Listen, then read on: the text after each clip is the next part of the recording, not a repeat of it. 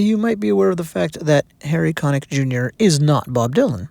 But he has a song called She Belongs to Me. No, it's not a cover, and I just thought it'd be funny to start with that. I also have some other tangentially related images in the video just because I found a bit of my research and I thought it'd be fun because I've done a lot of these Dylan videos and gotta mix up my technique a bit. So anyway, She Belongs to Me.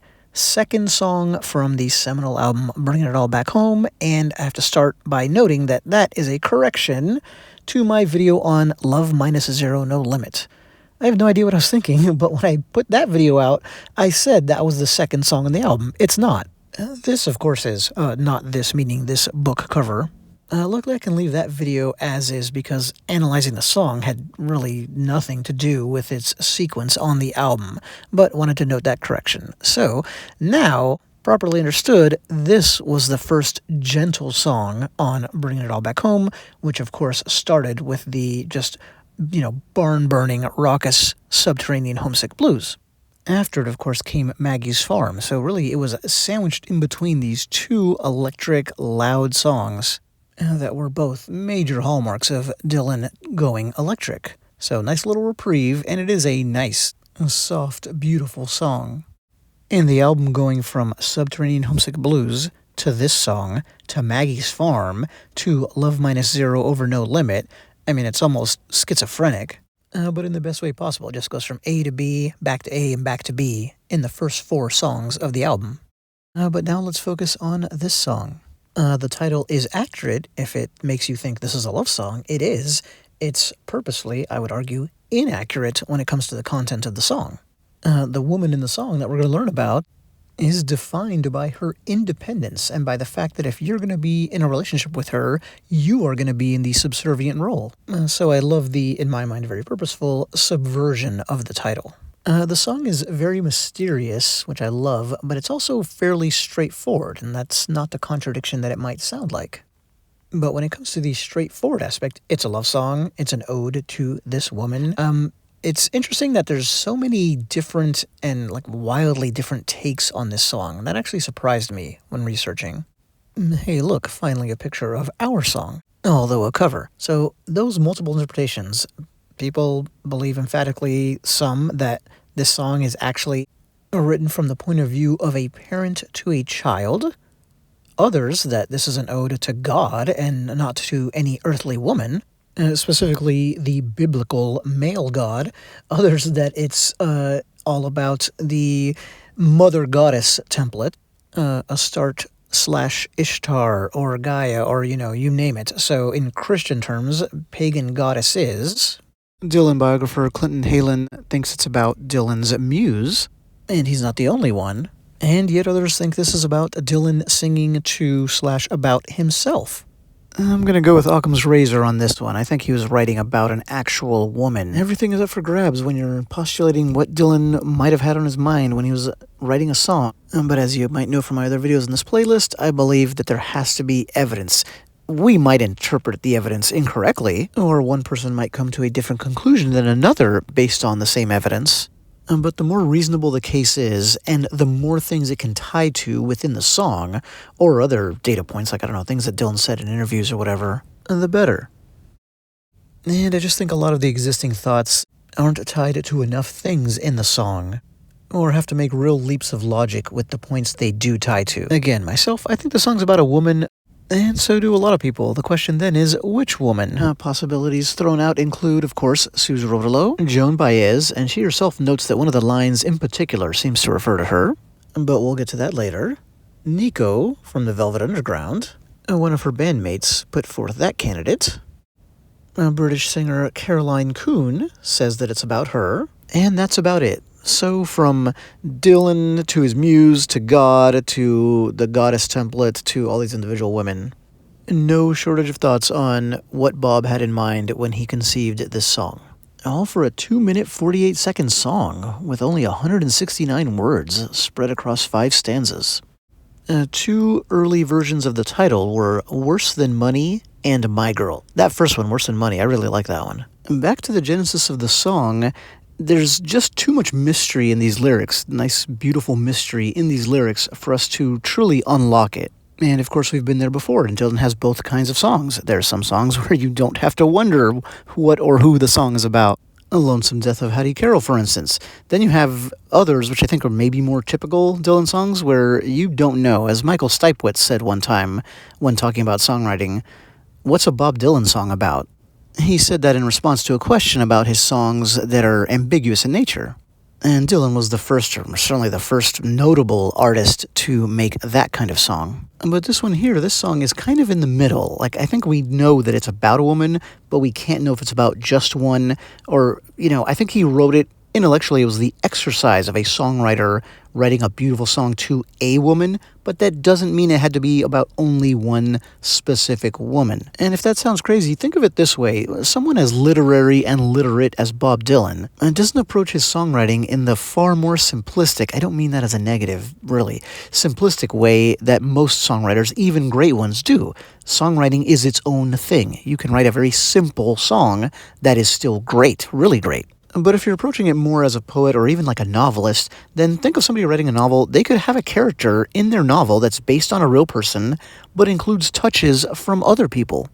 And my guess is that's what's happening here, or at least Dylan wasn't worried about being precise and make it just about one person. Although, maybe he did. So here's another one, another work called She Belongs to Me. Wow, people in subsequent generations really like that title. But whoever the mystery woman was, even just within the world of the song, which I think is actually far, far, far more important, the character in the song, the narrator, Dylan's, is obsessed with her. That's for sure. I said the song had 169 words. Well, 34 of them are the word she or her. Think about it this way, and yes, I'm the only one crazy enough to have ever realized this and done the math. Out of every 5 words in this song is a pronoun about this woman, she or her. Now, this is definitely not Dylan's most complex effort ever, and in that vein, there's 30 lines in the song, but there are only 20 unique lines. Only 20. That's because each stanza starts by repeating the same couplet. For instance, here we are, start of the song. She's got everything she needs, she's an artist, she don't look back. She's got everything she needs, she's an artist, she don't look back. That happens in every stanza, not with those same words, of course. And in fact, think of it this way. Each stanza is 6 lines long. Each one only has 2 lines that aren't part of that repetition, and they're always the last 2. In this case, she can take the dark out of the nighttime and paint the daytime black. And that last line always brings home the sound that was hammered away at in lines 2 and 4. She's got everything she needs, she's an artist, she don't look back. She's got everything she needs, she's an artist, she don't look back. She can take the dark out of the nighttime and paint the daytime black. The rhyme scheme is A, B, A, B, C, B, and it's like that in every stanza. And the thing about that structure is it makes that final line, I would say, in a way, the most important. This is a very soft song, but it softly crescendos with the final line of every stanza. You'll notice that when you actually listen to it. It also makes the penultimate line of every stanza an important one because it sets up the final one. And it always stands out because it's the only one in that stanza that has its sound. For instance, looking here, it ends with nighttime. Well, there's no other line that ends with that sound, and that makes it more apparent that something's about to happen, which is the big final line is about to be delivered, right? This line, the penultimate one, it always breaks the pattern that's just been established. And that's what makes the final line so impactful, or it helps, because it's this return to the sound that you just got away from. So it's an interesting thing. You'll know it when you hear it, if you think about this as you listen to the song. And you'll hear it in the way Dylan uses his voice, too, which is different from how you might read it. That penultimate line, it always has this feeling of a teaser or a setup to it. The final couplet in this opening stanza is, of course, exceptional. There's possible biblical inspiration to it from Job. Quote, "They meet with darkness in the daytime and grope in the noonday as in the night," end quote. And I didn't see this in any of the pieces on this song. Here at the end, of course, we're invited to think about the opening lines because she can paint the daytime black. Paint. And she was set up as being what? An artist. So she's that great of an artist. She can play with and manipulate the colors of the sky itself. The notable thing is that she's described as being very independent. She's got everything she needs, right? That line shows up twice in the first 4. And this touches on the irony regarding the title that we mentioned earlier. Well, if she belongs to you, she certainly doesn't need you. And quickly, for a little bit of inside Dylan, yes, of course, as any fan knows, the phrase "don't look back," which appears 3 times in the first 4 lines, is the same name as the great and very influential documentary about Dylan that would be made in 1967 by D.A. Pennebaker, but he said that that is not where the documentary title came from, that it didn't come from the song. Supposedly is a quotation taken from Satchel Paige, a baseball legend, who said, as you can see here, "Don't look back, someone might be coming up behind you." And that's generally taken to be an exhortation to constantly move forward and focus on what's in front of you, not behind you. Real quick, there's something I want you to notice about the penultimate line. I had to jump back to that because I realized it as I was editing the video. The K sound is the predominant sound in this stanza. It's the one that powers it, right? Like we talked about. Notice how Dylan uses it in the penultimate line, even though that line, by design, isn't going to end with that sound. But notice, she can take, there's one, the dark too, out of the nighttime. That makes it that much more powerful when that sound hits at the end of the stanza. You will start out standing proud to steal her anything she sees. You will start out standing proud to steal her anything she sees, but you will wind up peeking through a keyhole down upon your knees. Overall, it's that transition that we notice, right? From going proudly standing to presumably humbly kneeling. And we once again notice she doesn't seem to belong to him. It seems like the opposite, right? He's in her service, and he's even willing to steal for her, and even further, just to do something for her, he's proud to steal. That's a wonderful dichotomy in that second line. Proud to steal her anything she sees. The song puts its subject up on a very high pedestal, because the normal expectation would be, I'm so enthralled to this woman, I'll even steal for her. I'm not proud of it, but I'll do it. And I think it's fair to say that's what most songwriters would have done if they had come upon this idea. Okay, I'm going to have a line about how, I'll steal for her. I'll even steal for her if that's what she wants. Got some nice alliteration in lines 1 and 3, which is, of course, the same line. You will start out standing. It's not just that start and standing both start with S, and it's not just that they both start with ST, they both start with STA. Start out standing. And by the way, I think we've found a classic Dylan wordplay joke. You will start outstanding. You're outstanding when you begin with her, but then you end up degraded to the point where you're on your knees. And so outstanding works as 2 separate words, which is how we all hear it when we're listening to the song, but when you think about it, it also works as 1 word. And then it adds a metaphorical aspect to the physical change that the stanza is describing. Because someone who's down on their knees peeking through a keyhole, that's not a dignified position. That's not where you want to find yourself.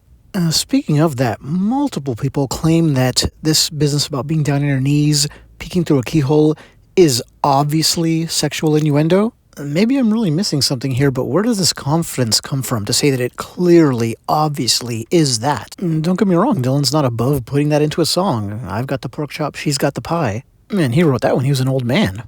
Speaking of that kind of lyric written when he was old, I ain't dead yet, my bell still rings. And back to the 60s, Ballad of a Thin Man, meaning the 1960s, not him in his 60s, Ballad of a Thin Man is full of sexual innuendo, okay, but I don't see where it's something we can claim as obvious fact here in this couplet. I'm not aware of any slang, historical or otherwise, where keyhole is metaphor for you-know-what. We should mention the official lyric is her keyhole, so maybe you'd have something there. But I think on the recording he says a keyhole. Regardless, peeking through a keyhole is a long-time metaphor for spying. Some people might not know in the old days, the hole for a key in a door was big enough to peek through. So there's nothing in this stanza that would indicate he's going to spy for her, he's going to steal for her. You might look through a keyhole spying on what you're going to steal when you can get past that locked door. I mean, if you're going to try to add a sexual subtext to that sight, that scene, then maybe it would be about voyeurism, like watching people who are in a bedroom getting frisky through that keyhole, but there's nothing about like that, at all in the song. Is it because he's down on his knees? Well, obviously that's there in contrast to how he was standing at the start of the stanza, like we talked about. Dylan has used the old literary and ballad device about being on bended knee in the past, with clearly no sexual connotation. So just the fact that there's kneeling involved doesn't do it. Again, I think it's really a little too much to claim that it's obvious that that's there. Meanwhile, not one of the people who make that claim noticed something that seems much more apparent, which is that transition that I talked about, that it's in juxtaposition to the standing at the start of the stanza. She never stumbles, she's got no place to fall. She never stumbles, she's got no place to fall. She's nobody's child. The law can't touch her at all. Remember we talked about how she and her, especially she, appear a lot in this song. The word she starts 5 of the 6 lines in this section. There are 21 she's and 12 hers in the song, by the way. This series of lines is all about the absolutes, right? She never stumbles. She's got no place to fall. She's nobody's child.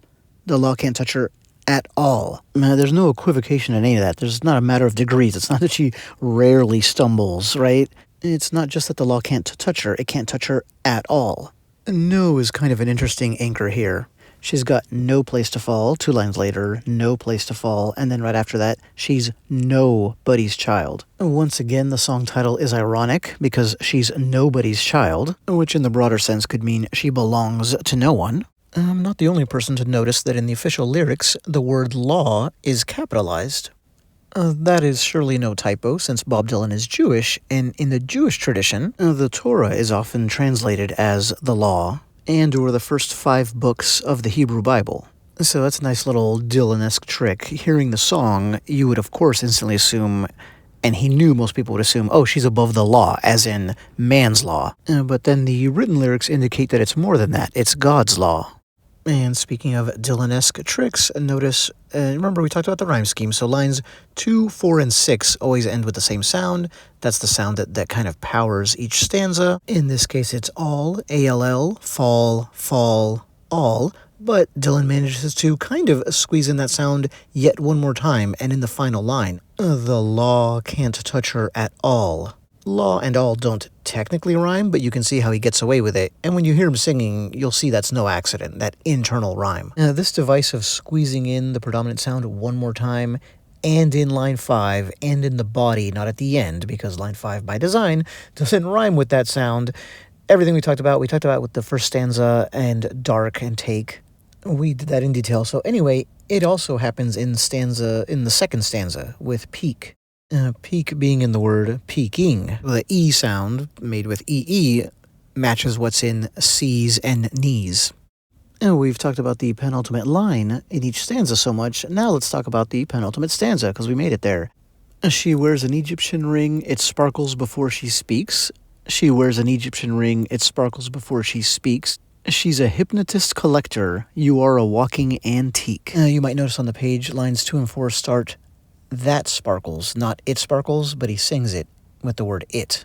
And I'm glad he made that change, even if not consciously, because it's an improvement.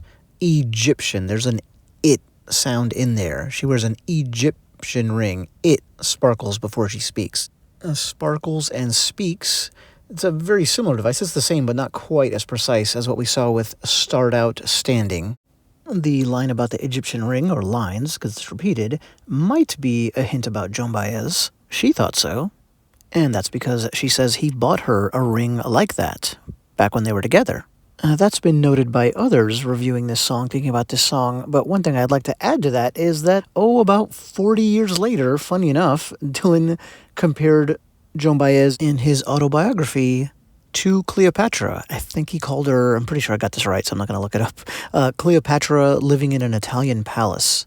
Anyway, we know that the penultimate line in every stanza stands out in terms of rhyme scheme, but not just that, right? It usually is kind of noteworthy. Certainly is here. She's a hypnotist collector. Hypnotist collector, what a great phrase. And he, in contrast, is a walking antique. You might notice that, and not for the first time, he uses the word you. You will end up like this. You are this to her. You will start out standing. You will wind up peeking through a keyhole. I've always just taken that to mean, this is what will happen to you if you fall under her spell. The position that I currently find myself in. But that doesn't seem to make a big difference in interpreting or enjoying the song either way. There's just not enough in the song, in my opinion, to say conclusively whether he's definitely still with her, or was, or just knows about her. And we've made it to the final stanza. Bow down to her on Sunday, salute her when her birthday comes. Bow down to her on Sunday, salute her when her birthday comes. For Halloween, give her a trumpet, and for Christmas, get her a drum. Official lyrics say buy her a drum. Bow down to her on Sunday starts right off with an internal rhyme, bow down. And Sunday gives us the first formal introduction of time in this song. We've had the passage of time, like you'll start out doing this, but you'll end up doing that. But Sunday is different. He's named a specific day, and not just any day. It is, at least for most of the people in America when he wrote the song, despite his Jewish origins, the Lord's Day. So you have to bow down to her on Sunday. This seems like an obvious riff on going to church and bowing down before God. Remember earlier, she was beyond or above God's law, and now she's kind of taking the place of God. So remember we said the song puts her on a very high pedestal, and you salute her on her birthday. You know, you don't salute your friend on his or her birthday, right? That seems more like something you do for someone who's higher up. Like in the old world, a country, a nation would salute their king on his birthday. The word salute is defined as showing respect to and even homage. There's a phonetic thing going on with the use of salute as well. Lines 1, 2, 3, and 4, which of course is the same two lines, repeated. It ends with an S word, not the S word, and then starts with an S word. So Sunday salute, end start, end to start. So that's kind of that weaving tactic that we've talked about so many times in these videos. I should say tactics, because it's something he accomplishes in many different ways, this just being one of them. Speaking of that, we might notice that the word her appears 6 times in the first 4 lines. Now, of course, those lines, again, are a repetition of the same couplet, but still, it's there that many times. So that's another way that he's stitching these lines together. Bow down to her on Sunday, salute her when her birthday comes, and then all over again. Like we said early on, with so many instances of these pronouns about her, there is no confusing who the subject of this song is. And speaking of that subject, there's one more couplet about her to get to, so ending the song with, ignore the official lyrics on a couple of these words. What he sings is, for Halloween buy her a trumpet, and for Christmas get her a drum. Remember we said this stanza, the final one, deals with time very specifically. So we had Sunday, which is a holy day. Halloween is also and was also a holy day. It's not now, for the culture at large, but it was originally, and in a pagan and then later Christian context. Back to the original meaning, yeah, I think we all know, okay, Hallows Eve and this day of the year where more than any other time the veil is kind of lifted between the worlds of the living and the dead, or the mortals and spirits and monsters. The bottom line is, again, it's another holy day to match up with Christmas. That comes in the next line. And for Christmas, buy her a drum. So she gets a trumpet on Halloween, she gets a drum on Christmas. Is there something to be inferred by the choice of instruments there? Some people think so. I think there's definitely not enough in the song to say so, but it's okay to, ponder if that is meaningful. Even taken as a whole, can they be seen as a further indication that the song or some of it is about Baez? Because she was the musician in his life as a romantic figure, and earlier, the gift of the ring to the woman in the song took its inspiration from real life, where Dylan got her an Egyptian ring. So again, you could see this as further corroboration about Baez being the figure or a central figure here, central inspiration. We talked about the original meaning of Halloween. Well, then with Christmas, of course, unless you count the, Roman Sol Invictus festival that was co-opted, then you have the birth of a god. So you have this godlike note about her. And well, I'm going to walk that back a tick, at least one tick, because, you buy lots of people presents on Christmas. And so is there something to be made of the Halloween and the trumpet and Christmas and the drum? Maybe, again, I think there's not enough there to say conclusively at all. It's just wondering. But I do think it's meaningful, not an accident, that 3 holy days make it into this stanza. And thereby a mysterious song ends mysteriously. Well, there is one more thing, but it's not lyrical. Dylan takes us out with a nice, soft, beautiful harmonica solo, matching the soft, gentle nature of the song, the sound of it overall. Yes, it's an electric song, but it's a very quiet, soft song. This is Dylan kind of highlighting his softer side on the same album where he's going all out with Subterranean Homesick Blues and the song we're about to cover next. And that's not to mention how on this album he breaks all kinds of new lyrical ground, not just for himself, but for songwriting, period. But we will get to that as well. Thanks.